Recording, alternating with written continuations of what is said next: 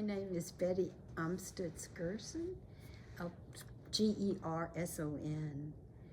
and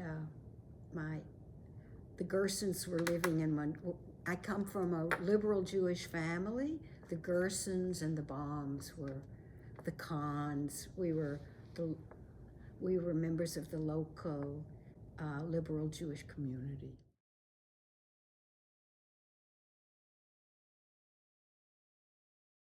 It was nice. We played out in the evenings with our friends. We were Jewish, but we were very integrated.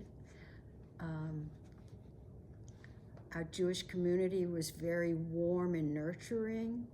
And although my mom was divorced, which was a little bit like, in those days it wasn't done, so it was a little bit a source of embarrassment, people were pretty accepting of us. And my mom was a very charming Southern lady.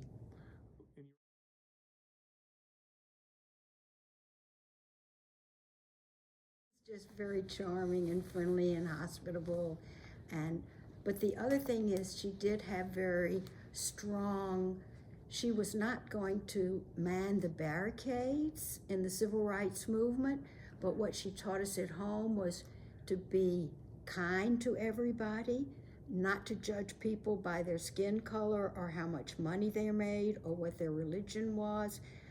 And that was very strong in my mom and also in our Jewish community.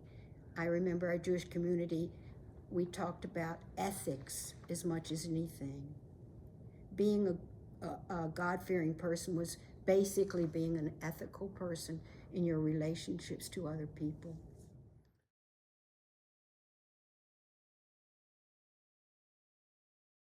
My neighbor was Judge Johnson at the time, and we had no personal relationships with him.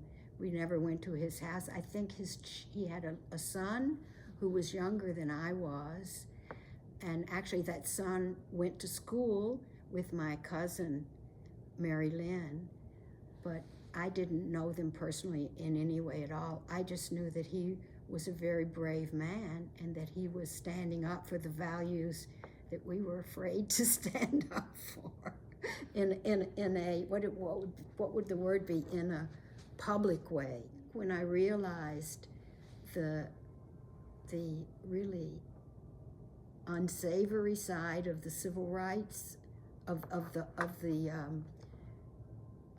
white supremacy ideas which were prevalent in the white community at that time, when I realized how the white supremacists were responding to people who were challenging their ideas, was when I knew that a cross had been burned on Judge Johnson's lawn.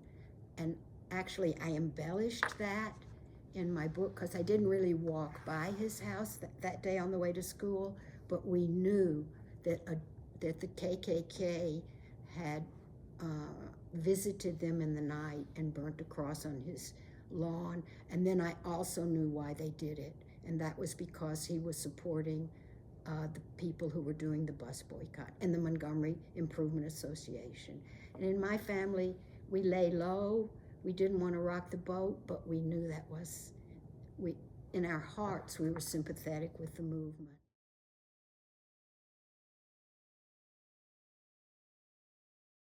Well, when I was, my mom, she didn't talk to us about what was going on. We knew something was going on because I think we had wonderful black help, and we knew that they were getting driven to work instead of coming with the bus. So we knew something was going on, but we never talked about it.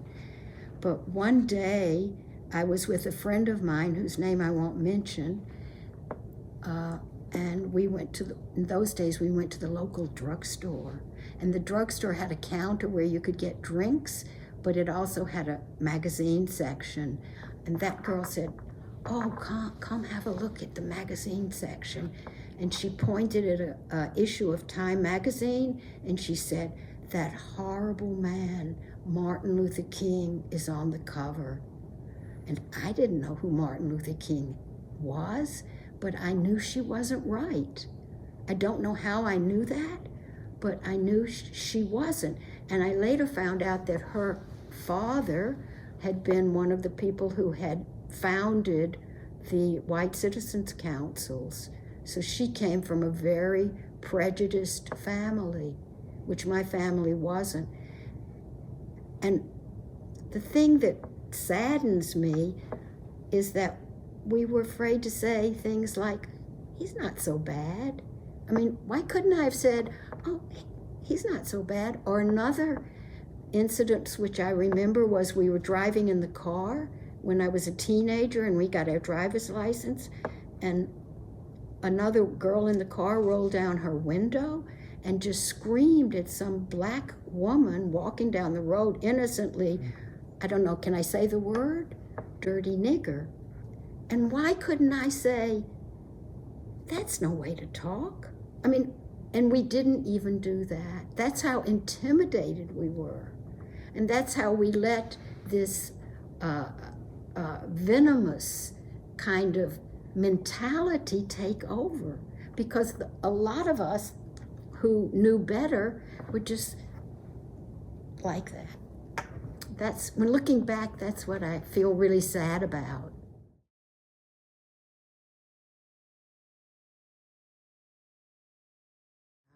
I think I remember vaguely. Do you remember, Cookie? There was one Jewish guy who was a teacher, and I think he joined groups which were sympathetic to the movement, but he was the only one, and we just lay low. Maybe that's why I was always intrigued by that line in Bugs in Brer Rabbit, and Brer Rabbit, he lay low. Because that's what we did. We just lay low. We knew also that we could be the next in line. If the poisonous hate against the black people overflowed, it could come against the Jews. So we were very careful not to offend people. And in fact, I didn't know this at the time, but I've spoken to my cousin, Sylvia Baum, who said her father, there was some anti-Semitic politician who kept saying her father, who was prominent in the community, that he was a member of the communist Jewish conspiracy. So that was sort of under the surface. That never took hold, but there was that feeling below the surface that we could be next. I also knew what had happened in Germany to the Jews, so there was a kind of an unease, although we lived pretty normally, pretty accepted, very happily, actually.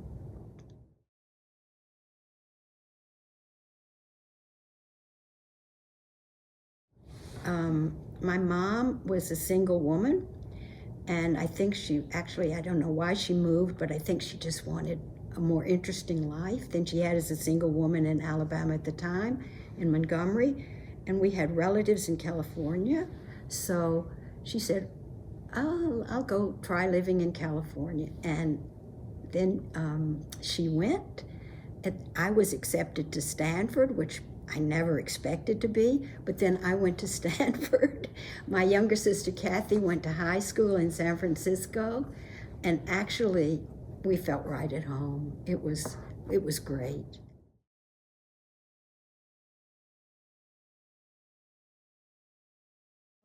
The Swiss are very, especially in those days, the Swiss were rather rigid and reserved and not very much fun.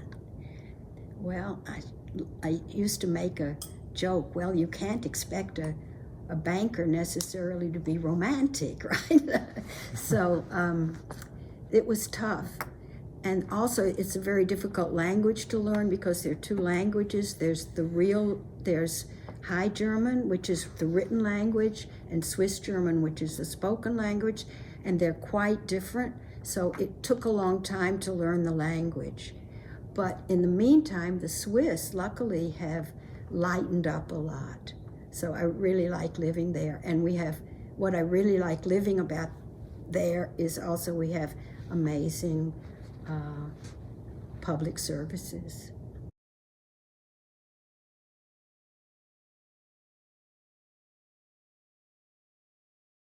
Yeah, yeah. Something which has been really, really interesting is since I wrote my book, I wrote my book mostly for Americans, but it also can also be seen as an introduction to Switzerland. So I have been doing readings of my book for expats. Switzerland has a lot of highly educated people working there whose basic language is English. And I've done 4 readings, and I've always started out reading the first part of my book, which is my childhood in Alabama, and people are so moved. And we always get into a wonderful discussion.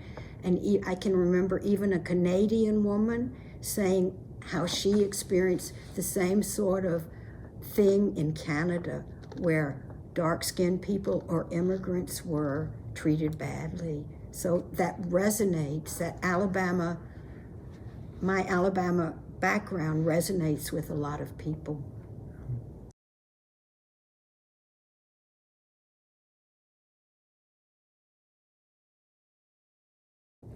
It's changed a lot. Because my cousin Charles, who was living in Baltimore at the time but came home to visit his family and his friends in Alabama a lot, he gave quite a big endowment to the Rosa Parks Library to sponsor a program for nonviolent conflict resolution.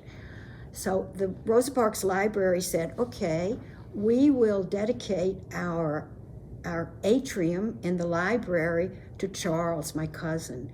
And they had a big memorial service for Charles at the time they dedicated the atrium. And that's the first time I had come back in a long time. And I was so pleasantly surprised. I saw Black people doing jobs they never in 100 years would have done when I was here.